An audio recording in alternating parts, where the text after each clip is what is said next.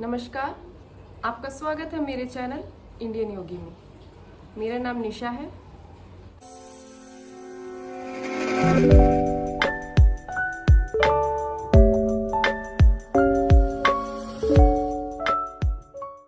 आज की वीडियो में मैं आपको बताऊंगी सूर्य नमस्कार से होने वाले नुकसान के बारे में। जी हाँ जी, आपने बिल्कुल सही सुना, सूर्य नमस्कार से होने वाले नुकसान। अगर आप सूर्य नमस्कार को सही ढंग से नहीं करते हैं तो हो सकता है कि आपको कुछ दिक्कतों का सामना करना पड़े, जैसे कि आपको कमर दर्द की प्रॉब्लम हो सकती है, मसल खिंच सकती है या फिर आपकी नसें भी खिंच सकती है। तो इन दिक्कतों का सामना ना करना पड़े तो आपको कुछ बातों का ध्यान रखना बहुत ज़रूरी है। तो चलिए फिर वीडियो स्टार्ट करते हैं। सबसे पहले हम प्रणाम आसन में खड़े हो जाएंगे। इसके बाद हस्त उत्तानासन करेंगे, लेकिन ये पोज गलत है। जी हाँ जी, हमने जो ये पोज किया ये बिल्कुल गलत किया है। हस्त उत्तानासन में शरीर का जो ऊपरी हिस्सा होता है वो बेंड होता है, कभी भी घुटनों को बेंड नहीं किया जाता है। तो इस चीज़ का ध्यान रखें, शरीर के ऊपरी हिस्से को बेंड करें। तो हस्त उत्तानासन को अब सही क्रम में मैं करके दिखाऊंगी। जी हाँ जी, हस्त उत्तानासन ऐसे किया जाता है, शरीर को बेंड इस प्रकार किया जाता है, घुटनों को बेंड नहीं किया जाता है। इसके बाद हम आगे की तरफ झुकेंगे, लेकिन ऐसे नहीं झुकना है, ये भी गलत है। जी हाँ जी, कभी भी पीठ का पिछला हिस्सा है वो एकदम से नीचे नहीं ले जाते, बल्कि पीठ के पिछले हिस्से को हम बिल्कुल सीधा रखेंगे। सीधा रखते हुए फिर नीचे की तरफ जाएंगे। ध्यान से देखिए, मेरा पीठ का पिछला हिस्सा जो है वो बिल्कुल स्ट्रेट है, बिल्कुल सीधा है, फिर मैं नीचे जा रही हूँ।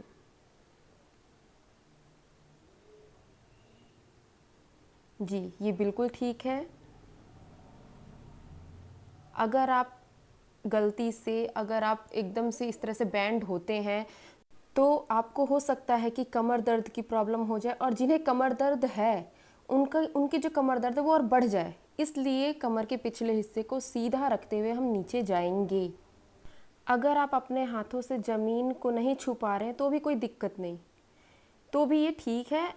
धीरे धीरे आप कोशिश करते रहिए, आपकी प्रॉब्लम सॉल्व हो जाएगी। आप अपने आप ज़मीन को टच करने लगेंगे, बस प्रयास करते रहिए।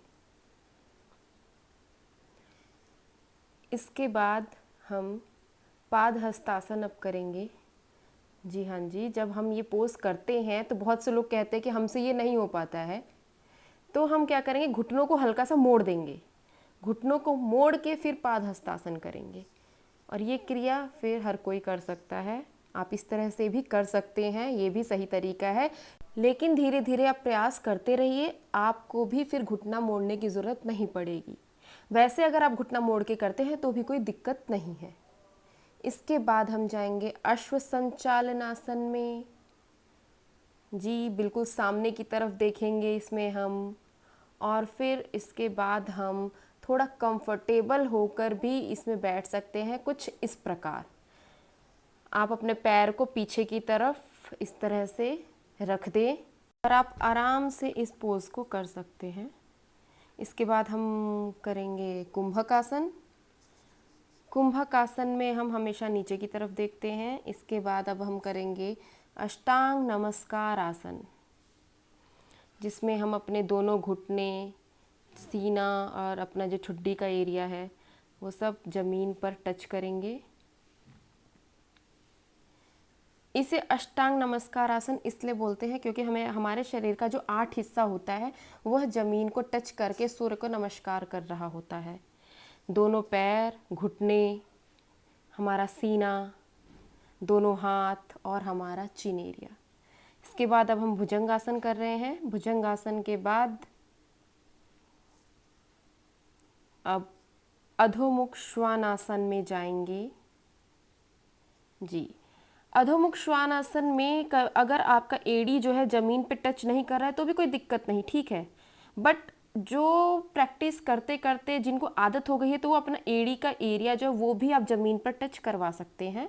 जब हम ये वाला पोज करते हैं तो हमारे पैर का पिछला वाला हिस्सा जो है उसकी नस खिंचती है, तो थोड़ा ध्यान से करें ये वाला पोज़। और अगर आप बिगनर्स हैं तो अपनी एड़ी को उठा लें, और अगर आप प्रयास करते रहते हैं तो फिर आप एड़ी ज़मीन पर रख सकते हैं। इसके बाद अब हम करेंगे अश्व संचालनासन। अश्व संचालनासन में हम सामने की तरफ देखेंगे। हो सकता है कि आप एकदम से पैर को आगे ना ले जा सके, तो हम अपने पैर को अपने हाथों से खींचते हुए धीरे धीरे धीरे अपने पैर को आगे ले जाएंगे। जहाँ तक आप कंफर्टेबल हो वहीं तक करें, ज़्यादा दबाव ना डालें। अब हम करेंगे पाद हस्तासन। पाद हस्तासन में मैंने पहले बताया कि अगर आपके घुटने सीधे नहीं हो पाते हैं, कोई बात नहीं, हल्का सा आप बेंड कर लीजिए। देखिए ऊपर जाते हुए मैंने अपना जो कमर का पिछला हिस्सा है वो बिल्कुल सीधा रखा हुआ है। अगर आप इस तरह से करेंगे तो आपको कमर दर्द की प्रॉब्लम नहीं होगी, और जिन्हें है कमर दर्द की प्रॉब्लम उनको कम होगी। तो थोड़ा ध्यान से करें, और जिन्हें कमर दर्द की दिक्कत है तो वो और भी ज़्यादा ध्यान से करें।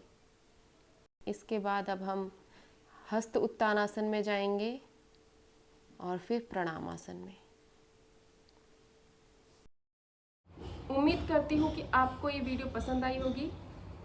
नमस्कार।